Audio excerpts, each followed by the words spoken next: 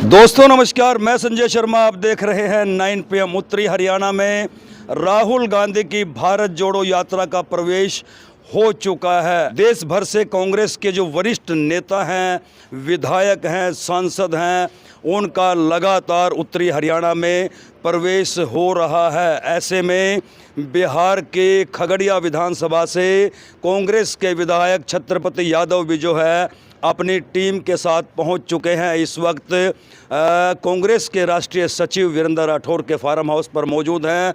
उनसे जानते हैं कि भारत जोड़ो यात्रा को लेकर के खगड़िया से स्पेशल जो विधायक छत्रपति यादव घरौंडा विधानसभा में पहुंचे हैं, उनका क्या मानना है। विधायक जी, भारत जोड़ो यात्रा सबसे पहले पूरे देश में हलचल मचा दी है, क्या कहना विधानसभा की ओर से आपको 9 न्यूज़ को जी शुभकामनाएं, हार्दिक बधाई देता हूं। जी पूरे देश में राहुल गांधी जी के नेतृत्व में लोग चलने को तैयार हैं।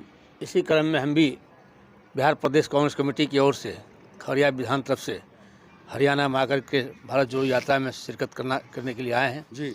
क्योंकि सारे लोग को इनके इस कार्यक्रम में चलना है। तो जिस समय यात्रा प्रारंभ हुआ था और बिहार का जब बारी आई थी तो उस वक्त हम गुजरात प्रचार में थे जी। पार्टी के ड्यूटी में, विधानसभा का चुनाव था। हाँ, विधानसभा ड्यूटी लगा हुआ था, उसमें थे।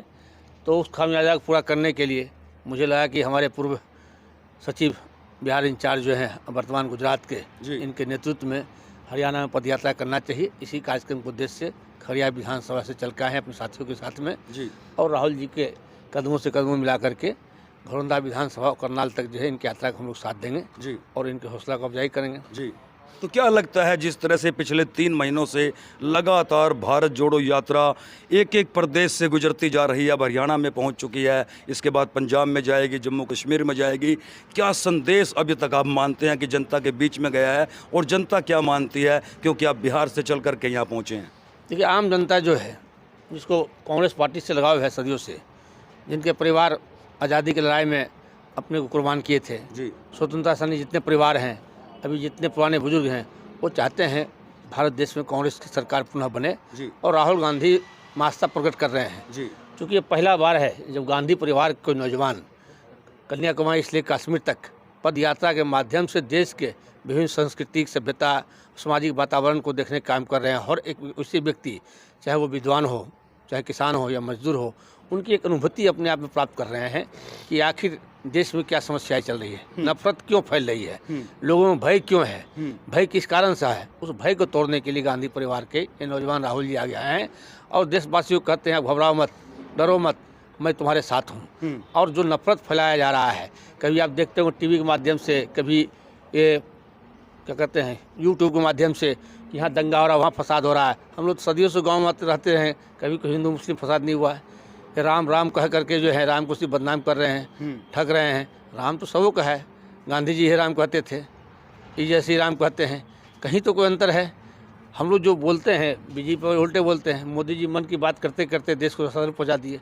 क्या कारण है? जब एक समय इंदिरा गांधी का जमाना था तो पूरे देश में राष्ट्रीयकरण की ओर चला हुआ था।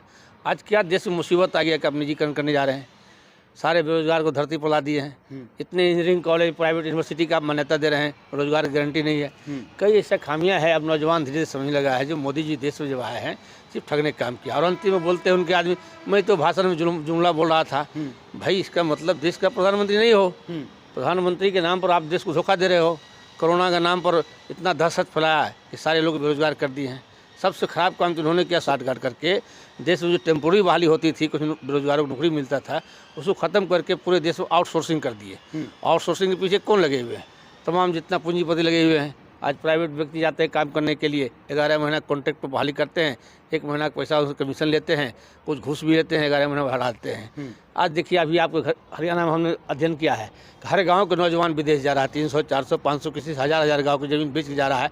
उसने अव्यवस्थित ही कर लिया, अगर पेट्रोल बेचना ही है इंडिया में तो अच्छा जाकर हम विदेश में पेट्रोल बेचें, कम से कम परिवार का विदेश में बेच रहा है। तो एक साजिश चल रहा है और मोदी सरकार के अंदर में बिचौलिया मिला हुआ है। वो चाहता है देश के किसान और पशुपालन जो जुड़े वर्ग हैं उनको बर्बाद करने का। क्या आपको लगता है कि इस भारत जोड़ो यात्रा के बाद देश में बदलाव आएगा? निश्चित, हमारे बिहार में तो परिवर्तन का लहर शुरू हो गई है। आने वाले 2024 में 40 से 40 लोकसभा हम निकालेंगे जी। मोदी जी को करार जवाब देंगे जी। और जवाब देना वहाँ शुरू हो गई है। जब सत्ता सलग में बीजेपी तो रोज सरकार को गाली देते हैं, जब सत्ता में थे तो कभी शराब की बात नहीं करते थे। तो कई ऐसा प्रसंग है, जब आप सत्ता में है तो गाली नहीं देते हो, सत्ता में नहीं हो तो गाली देते हो। अभी पब्लिक समझ गया है कि बिचौलिया का धंधा है, आरएसएस वाले का धंधा है, नफरत फैलाने का काम कर रहे हैं। राहुल गांधी नफरत फैलाने वाले के बीच जो मोहब्बत बांटने आए हैं, निश्चित देश के युवा पीढ़ी, किसान, मजदूर, तमाम तबके के आदमी समझेंगे और वो दिन दूर नहीं है जिस दिन परिवर्तन होगी। देश की जनता, मालिक सोच रहा है कि जिसको हम दे दी, अपना चाबी दिया है देश का, वो गड़बड़ कर रहा है, उस मैनेजर हटाओ, नए मैनेजर लाओ। तो देखिए, आप सुन रहे थे बिहार के खगड़िया विधानसभा से वहां के कांग्रेस के विधायक छत्रपति यादव को, जिनका मानना है कि भारत जोड़ो यात्रा के बाद देश में बदलाव निश्चित है। देश की जनता मौजूदा सरकार से त्रस्त है और बदलाव चाहती है।